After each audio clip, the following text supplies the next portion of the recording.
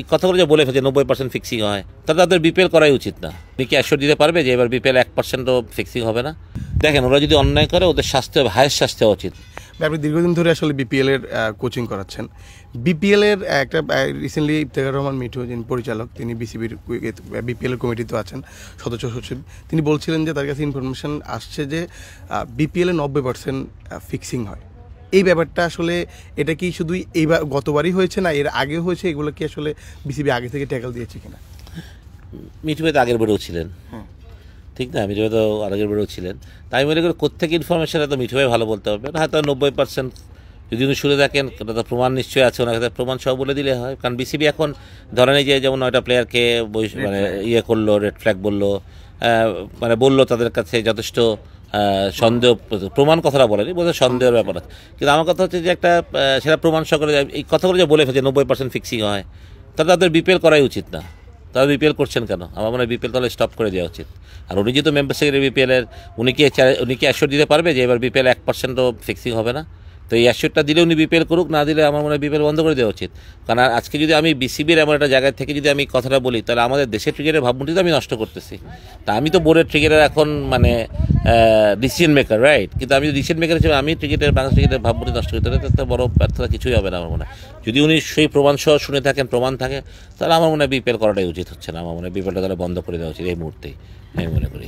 বিজয়দের আসলে বিজয় মুসাদ্দেক দুজনেই আসলে ঘরোয়া ক্রিকেটে ভালো খেলেন, বিজয় টানায় ভালো খেলে আসছেন। এই যে সিদ্ধান্তটা, মানে এই সিদ্ধান্তগুলো আসলে ক্রিকেটারদের জন্য কতটা আসলে? দেখেন, ওরা যদি অন্যায় করে ওদের শাস্তি হবে, হায়েস্ট শাস্তি হওয়া উচিত। No regrets. সাকিব শাস্তি পেয়েছে, আশরাফুল শাস্তি পেয়েছে, যারা এটা নো রিগ্রেট। কিন্তু যদি সেটা তো প্রমাণ সহ বলতে হবে। এখনও তো আমরা জানি না, আমরা আসলে খুবই সবাই মানে যে রেড ফ্ল্যাগ কথাটার মানে কি, রেড ফ্ল্যাগে মানে বলছে তারা সন্দেহের মধ্যে আছে। তো সন্দেহ জিনিসটা তো একরকম। তো ধরেন সন্দেহ তো আপনি নারী ক্রিকেটেও অনেকে সন্দেহের আছে, তারা তো বেশ বিদ্যর্পেই সব কিছু করতেছে। তো তাদেরকে আপনি এখান থেকে সরাই দিচ্ছেন না কেন? সেটা তো করেন না। আপনি কেন ডাবল স্ট্যান্ড নিচ্ছেন? আপনি একটা কেসে আপনি you are taking different stand, আপনি একটা কেসে ডিফারেন্ট স্ট্যান্ড নিচ্ছেন।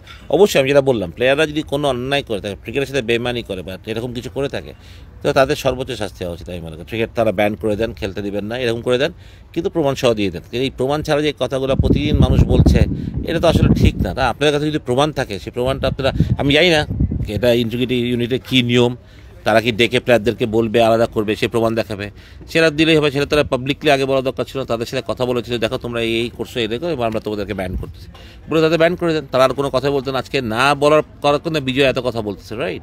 তো আপনি সেটা করে দিলেই তো আমার মনে হয় যে মাছ ইজিয়ার হয়ে যেত। আর মিঠু ভাই যেটা 90% কথা বলছে, আমার মনে হয় ওনার জায়গা থেকে ওনাকে আরেকটু বিবেচনা করা উচিত ছিল কথাটা বলার আগে। যদি ওনার কাছে বলছিলেন যে শেষবারে বিপিএল এ তিনি বিপিএল কমিটিতে ছিলেন না আর কি, ডাজন্ট ম্যাটার বিপিএল কমিটি থাকি না থাকি, আমি তো বোর্ডে আছি, আমি তো বোর্ড ডিরেক্টর। এখন তো উনি তো এখন তাহলে উনি অ্যাসিওরেন্সটা দিক যে এই বিপিএলে কোনো ফিক্সিং হবে না। যদি এই বিপিএলে কোনো ফিক্সিং হয়, উনি রিজাইন করবেন, আজীবন বাংলাদেশ ক্রিকেট বোর্ডের কাছেও আসবেন না। বা উনি যে 90% বিপিএলে ফিক্সিং হয়েছে, এটার প্রমাণটা দিক না। আপনি যদি একটা ব্লেম দিচ্ছেন বা এটা তো আপনি বাংলাদেশ ক্রিকেটকে নামই ক্ষুণ্ণ করছেন। এই কথাটা বলে একজন, মানে আমি বিসিবির একজন ডাইরেক্টর হয়ে, আমি ডিসিশন মেকার হয়ে আমি যদি এই কথাটা বলি, তাহলে বাকিরা কি বলবে আসলে? তো কথাটা হচ্ছে এটাই, হইতে পারে 90% না 100%ই হইতে পারে। হ্যাঁ, তথ্যটা ভাই আপনি কোথেকে পেলেন? এটা তো হাওয়ায় ভাসে না তথ্য। কেউ তো আপনাকে বলেছে বা আপনি কোনো কাগজ বা আপনি প্রমাণ এসেছে। তো এই প্রমাণটা আপনি সারা বাংলাদেশের সামনে ওপেন করেন না কেন? যদি এই ক্রিকেটটা যদি 90% ফিক্সিং হয়, তাহলে বাংলাদেশ ক্রিকেট তো নষ্ট করছে তো এই ক্রিকেট, তাহলে বিপিএল, তাহলে আমি বিপিএল করবো কেন? যদি আমার ক্রিকেটের দ্বারা প্লেয়াররা নষ্ট হচ্ছে, ক্রিকেট নষ্ট, তাহলে আমি বিপিএলটা কেন করবো? আমার কথা হচ্ছে এটাই। তাহলে আপনি বন্ধ করে দেন। আপনি 1 বছর বিপিএল না হলে কী হবে দেশে? আপনাকে পুরাপুরি স্ক্রুটিনি করেন, পুরা ঠিক করেন, তারপর আপনি বিপিএল নেক্সট ইয়ার থেকে আবার শুরু করেন। আপনি 1টা বছর বন্ধ রাখেন না বিপিএল, তাতে কী ক্ষতি হবে? কিন্তু আপনি যদি এরকম কথা বলেন, সেটা তো বাংলাদেশ ক্রিকেটের জন্য খুবই সত্যি কথা, মানে এটা তো বাংলাদেশ ক্রিকেট ডিস্ট্রয় করার জন্য যথেষ্ট আসলে, সত্যি কথা বলতে গেলে। মানে আপনি যদি 90% ম্যাচ ফিক্সিং করবেন, 90% প্লেয়ারই জড়িত, তার মানে তাহলে বিপিএলে যেসব লোকাল ছেলে বা ফরেন প্লেয়ার খেলে, তারা 90% জড়িত এই ফিক্সিংয়ের সাথে। তাহলে তারা তো বাংলাদেশ ক্রিকেট কোথায় যাচ্ছে আসলে আমাদের? এটা তো চিন্তার বিষয় হয়ে গেল আসলে। এটা তো নতুন চিন্তা একটা মাথায় ঢুকালেন আসলে। তো যাই হোক, আমি যেটাই মনে করি, ওনারা বিজ্ঞ মানুষ, বোর্ডে আছেন, ক্রিকেট নিয়ে অবশ্যই ওনারা চিন্তা করেন। বাট আমার মনে হয় যে আরেকটু রক্ষণশীল কথা বলাটা আমার মনে হয় ভালো। পাবলিকলি এইভাবে না বলে একটা প্রমাণ সহ বললে সেটা মানে সবার জন্য ভালো। কারণ এটা বাংলাদেশ ক্রিকেটের জন্য কোনোভাবে ইতিবাচক কিছু না, এটা নেগেটিভ ইম্প্যাক্ট হয়ে রয়ে যাবে আসলে। Thank you.